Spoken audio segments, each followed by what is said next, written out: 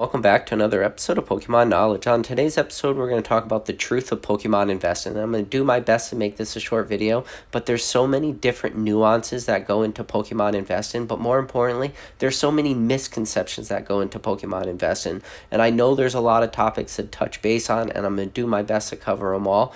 And a lot of the takes in this video, a lot of people are probably going to get upset about, and it's not my intention, but it's some things that a lot of people need to hear. Today's video, I'm going to do something I've never done before. I'm going to do a prologue. Now, if you don't know what a prologue is, all it is a summary. Like a super famous example of a prologue is William Shakespeare's Romeo and Juliet. At the very beginning of the play, before anything happens, there's the paragraph that starts off with two households alike in dignity, and then later on in that paragraph it says a pair of star-crossed lovers take their lives. Literally, the entire play of Romeo and Juliet is all summed up in that one introductory paragraph.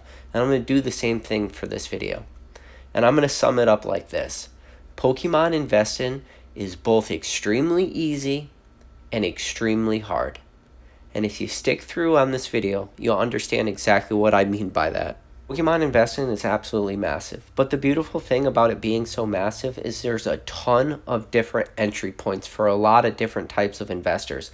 Whether you have a ton of money or a little bit of money, it doesn't matter. Whether you started investing right before you listened to this video or if you started investing months, years, decades ago, it doesn't matter. There's different entry points for different types of people, and that's why I think a lot of people flock to Pokemon investing, because of those easy access points in order to start to learn the hobby.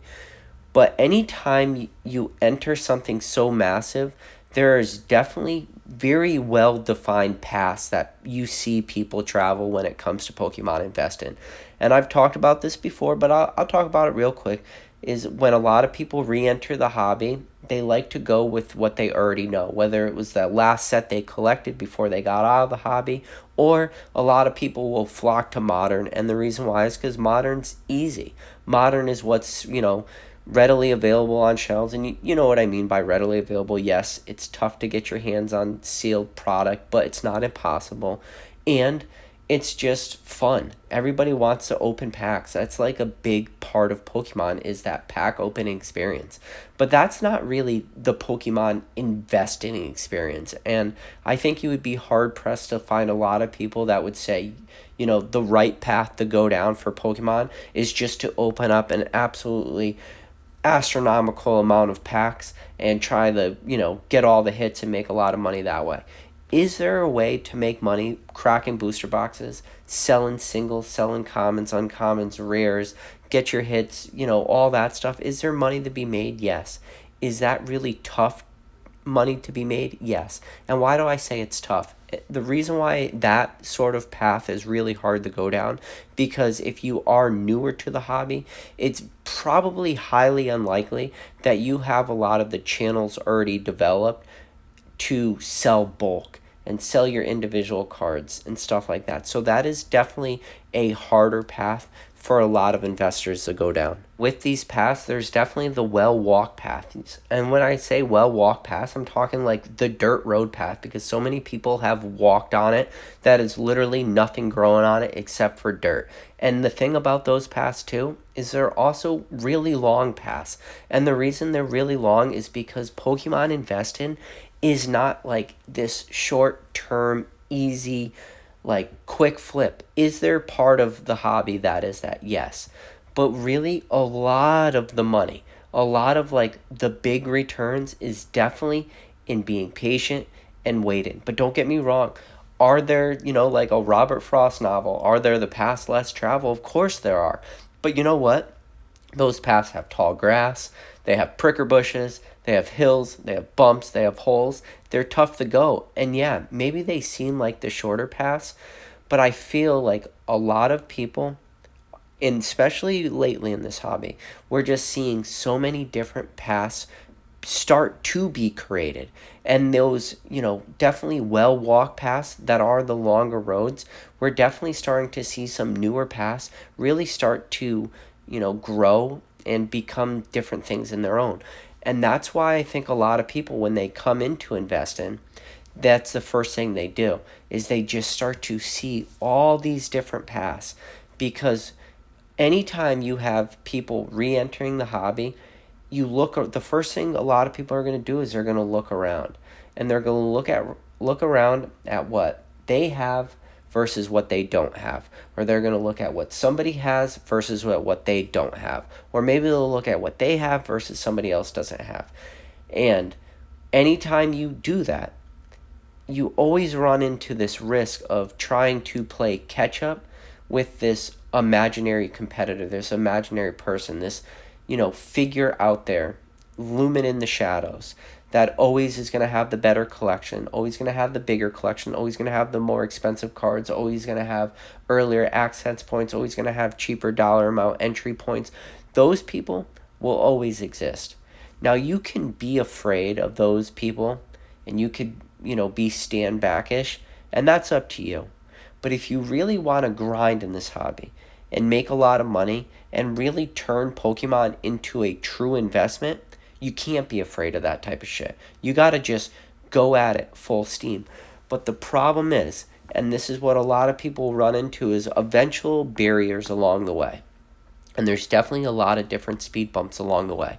One of the big early speed bumps that will really detract a lot of people is people will not really be able to fully comprehend how long a lot of their money and a lot of their investments into the hobby get tied up for.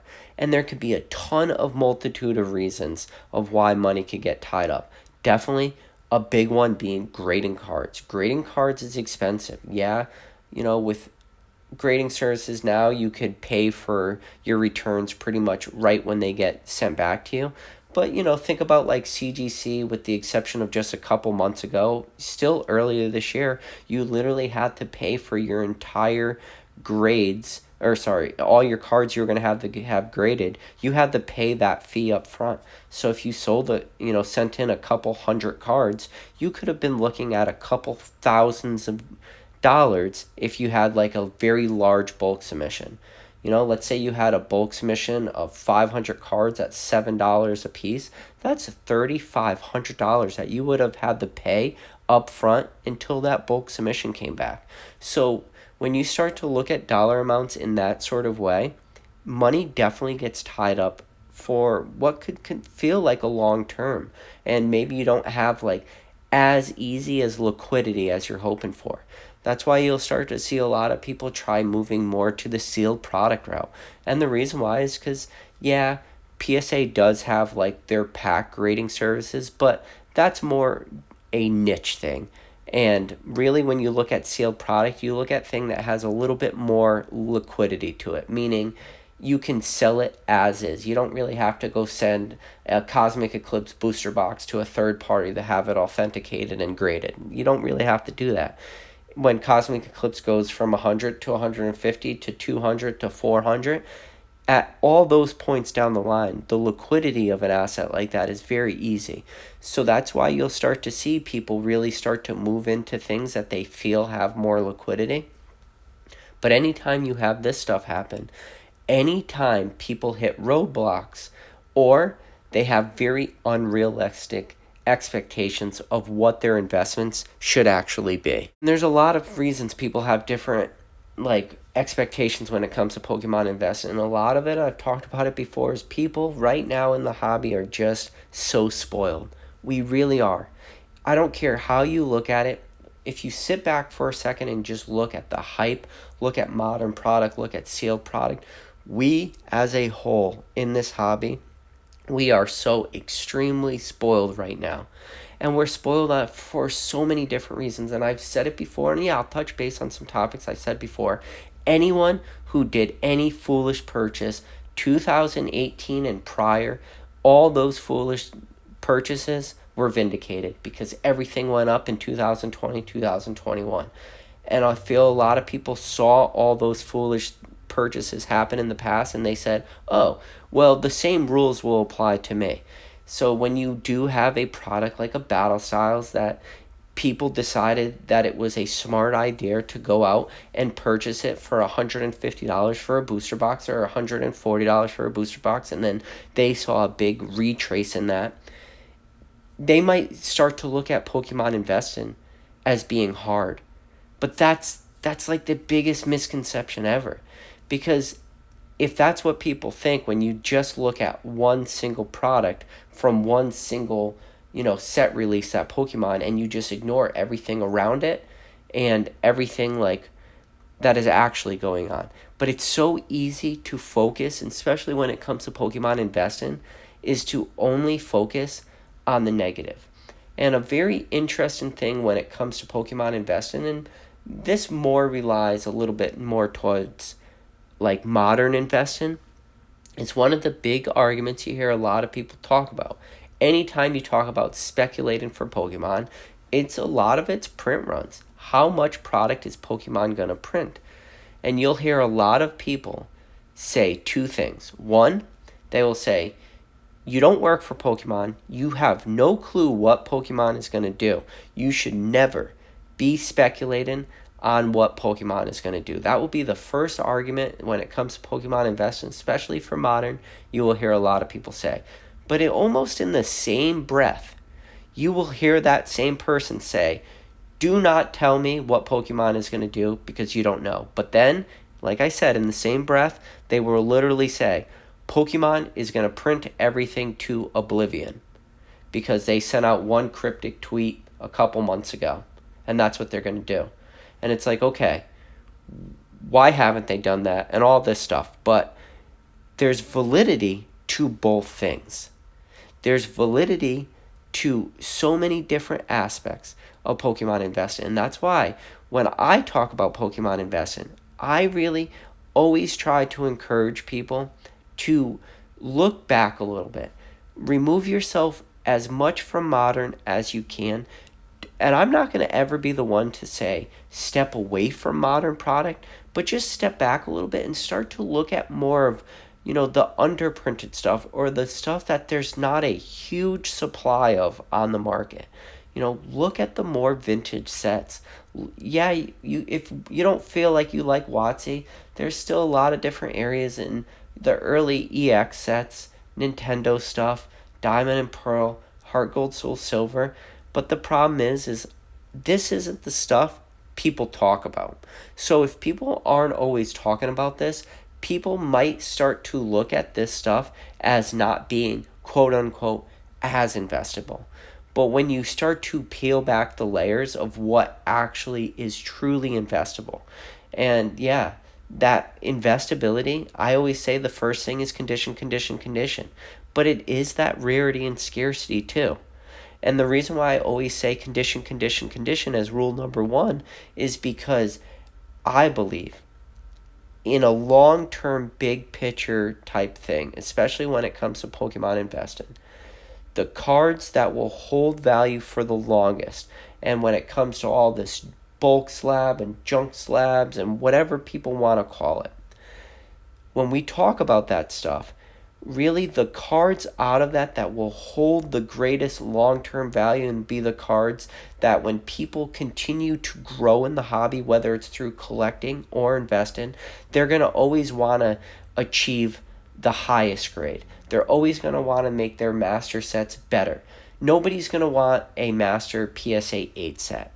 Their next, goal will be a PSA 9 and then a PSA 10 given enough time in the hobby, whether that is a day, a month, or years.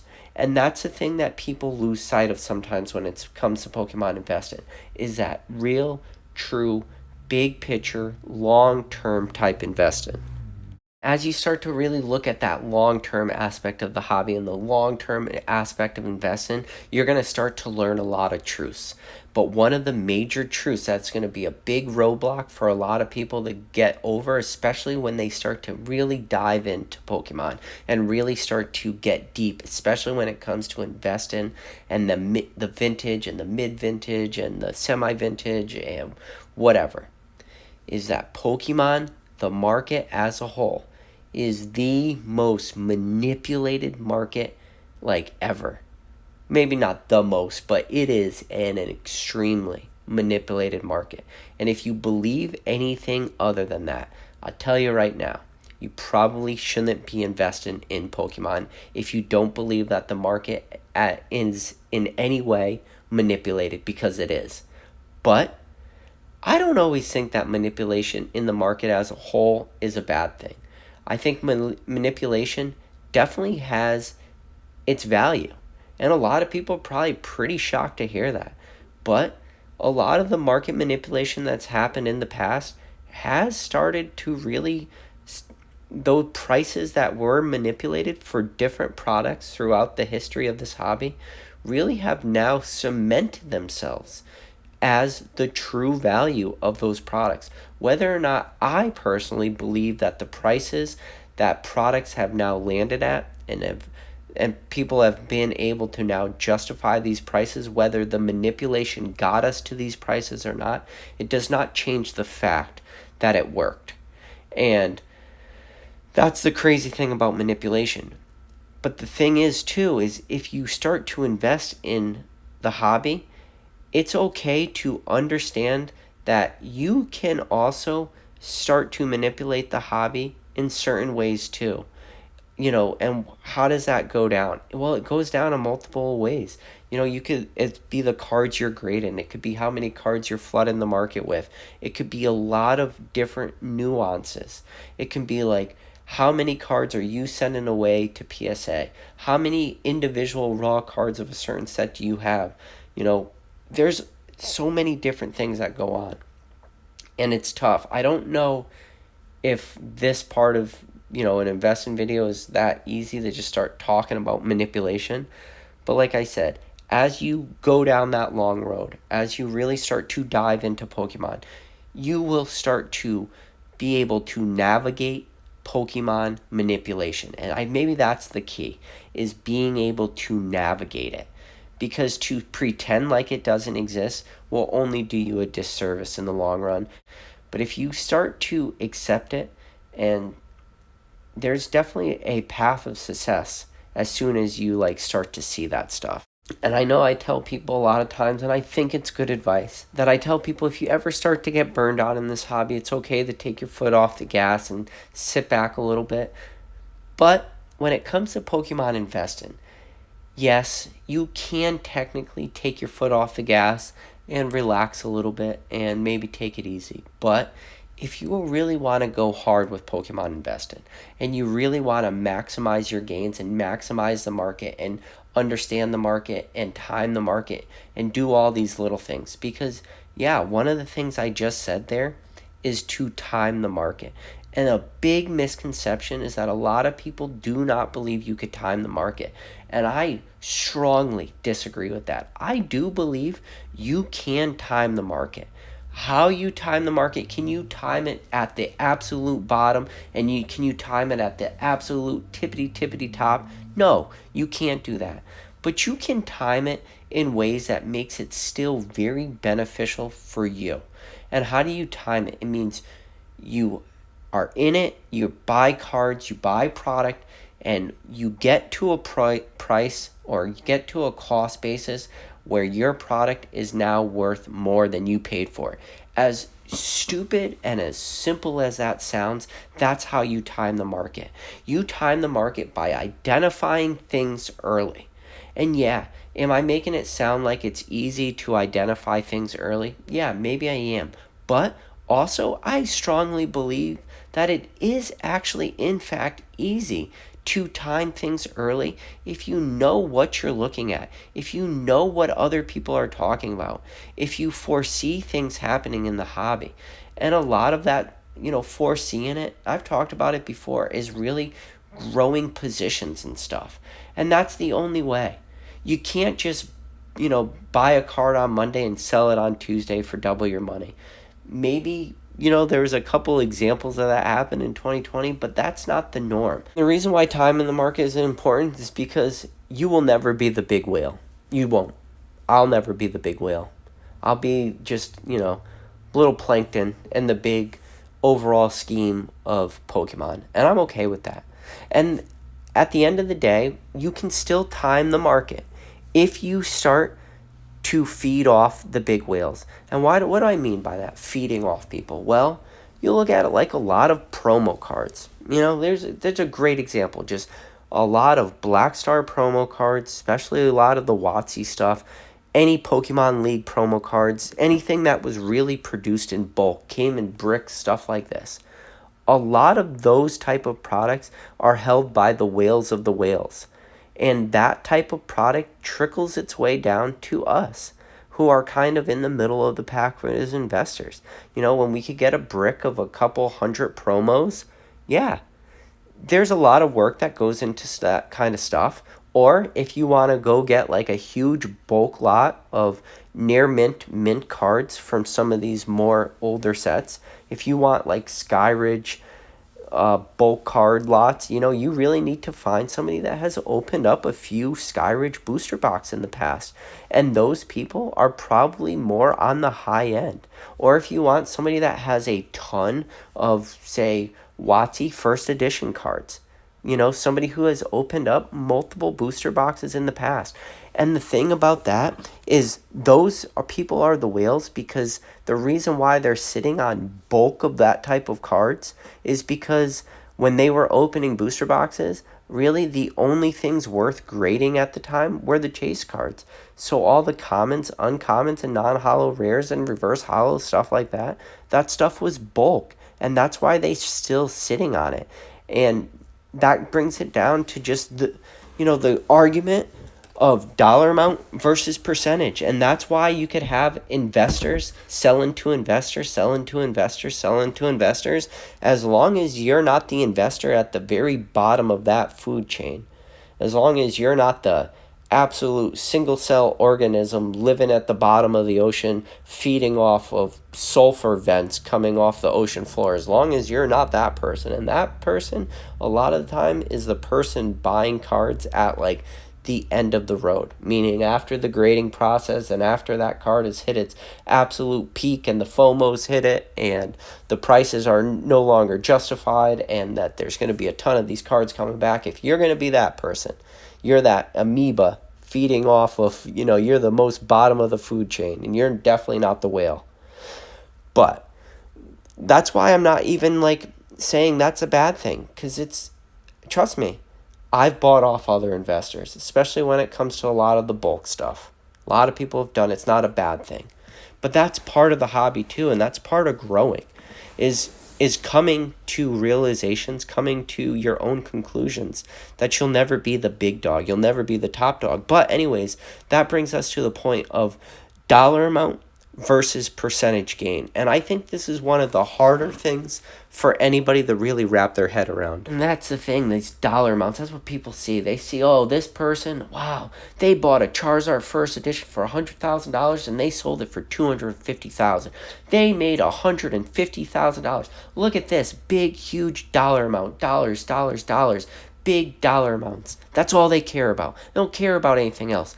But let me ask you a question. What about the true investor that bought just a bunch of jungle unlimited cards for, I don't know, bulk cards, commons, uncommons, between, call it 10 cents to 25 cents. Let's just call it 25 cents.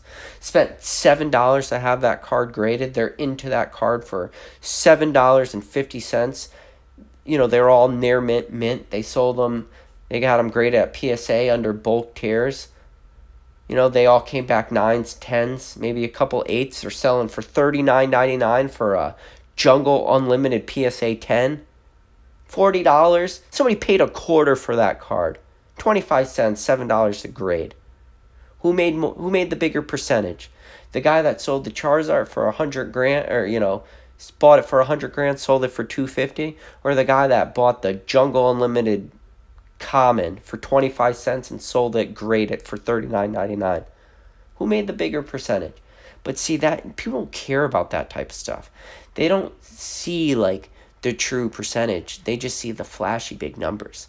But when it comes to Pokemon investing and the true investing, the real investing, and the stuff, like I said, Pokemon investing is two things, easy and hard. This is when it comes down to a little bit of the harder type stuff.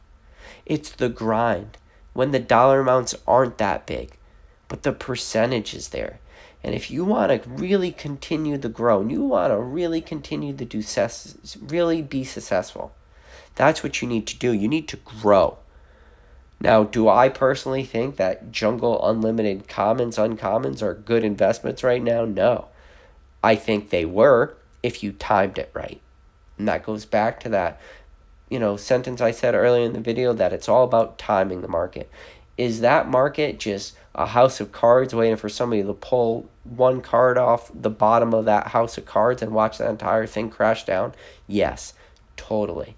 But maybe when you start to look at some other cards, I'll give you an example of a card that I'm actively searching for that I cannot find for the life of me.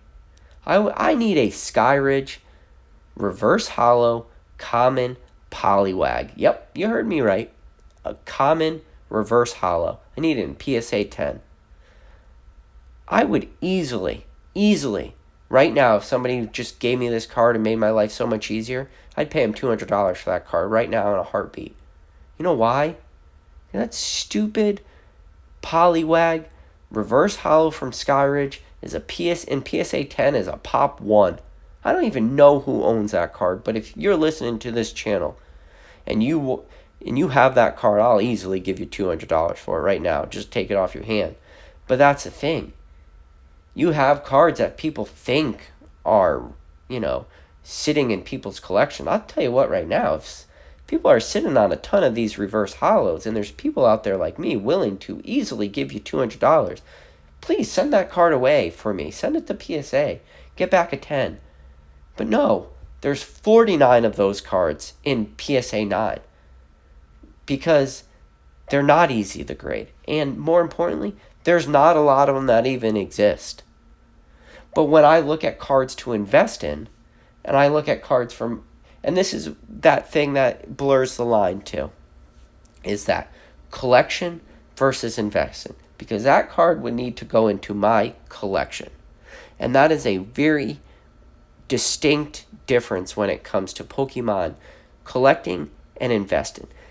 But for me, when I say Pokemon card investing can be easy, the reason why I say it could be easy now is because if you are also a collector and you love these cards and you hold a higher value to these cards and you want them in your personal collection and you want them to enjoy them. You enjoy the artwork or you enjoy the set or whatever the case may be. If you truly enjoy that card, a lot of the times one of the byproducts of that, and it's the most beautiful byproduct possible, is that investment eventually starts to come. And as that investment comes, there is nothing sweeter than seeing something that you love and you equate high values to watch other people start to also, start to see what you have already seen. Start to now equate that value.